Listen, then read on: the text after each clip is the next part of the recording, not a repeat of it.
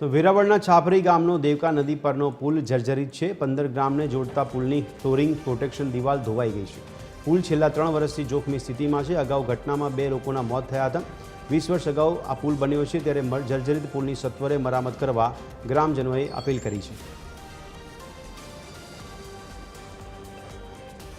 વેરાવળના છાપરી ગામ નજીકના જે પુલ છે તે અતિ જર્જરિત થયું છે અને આજુબાજુના ગ્રામ્ય વિસ્તારને જોડતું છે તે આ પુલ છે। તેમનો જે નીચેનો ભાગ છે તે અતિ બિસ્માર બન્યો છે। ખાસ કરીને વાત કરવામાં આવે તો જ્યાં વેરાવળનું છાપરી ગામ છે તેમની ગામની નજીક આવેલું જે આ પુલ છે તે અતિ જર્જરિત છે અને વાહન ચાલકોને પણ આ પુલથી જે આજુબાજુનો ગ્રામ્ય વિસ્તાર છે તે લોકો છે તે આ જ પુલ ઉપરથી પસાર થાય છે। ત્યારે ખાસ કરીને વાત કરવામાં આવે તો જે આ પુલની દિવાલ છે તે પણ બાજુની છે તે તૂટી છે અને નીચેના પુલની હાલત પણ ખૂબ જ ખરાબ છે। ગ્રામજનો છે તે આ પુલને રિપેરિંગ કરવા માટે છે તે અનેક વખત માંગણીઓ કરવામાં આવી છે। ત્યારે ગામના જે આગેવાન છે તે આપણી સાથે જોડાયા છે, તેમની સાથે સીધી વાત કરશું। શું કહેશો સાહેબ? આ લગભગ 20 વર્ષ જૂનો પુલ છે।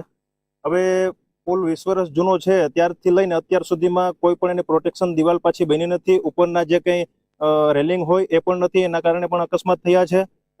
એક રિક્ષા પલટી ગઈ હતી, એમાં 2 લોકોને ડેથ પણ થયેલી છે। અને અત્યારે હાલમાં જોવા જઈએ તો જે સાહેબે વાત કરી છે એ પ્રમાણે પ્રોટેક્શન દિવાલ તૂટી પડી છે અને લગભગ 5 વર્ષ જેવું થયું છે। અને પ્રોટેક્શન દિવાલ તૂટવાના કારણે નીચે પાયાનું ધોવાણ છે। હવે પાયાનું ધોવાણ એવું છે કે 2 બકેટ છે તો ગમે ત્યારે પડી શકે અને દુર્ઘટના ઘટી શકે। આને અટકાવવા માટે થઈ અને અમારી માંગ એટલી છે કે તંત્ર તરત જ આનું કોઈ પણ પગલાં લે અને આનું કોઈ પણ નિરાકરણ લઈ આવે। અને બીજા નંબરની અંદર કે આ પુલ ઉપરથી લગભગ 15 થી વધુ ગામના લોકો પસાર થાય છે અને 15 ગામને જોડતો આ પુલ છે અને બાજુમાંથી પણ સ્ટેટ હાઈવે નીકળેલો છે જે 2 જિલ્લાને જોડતો રોડ છે। એટલે તાત્કાલિક આના કોઈ પણ તંત્ર પગલાં લે એવી અમારી માંગ છે।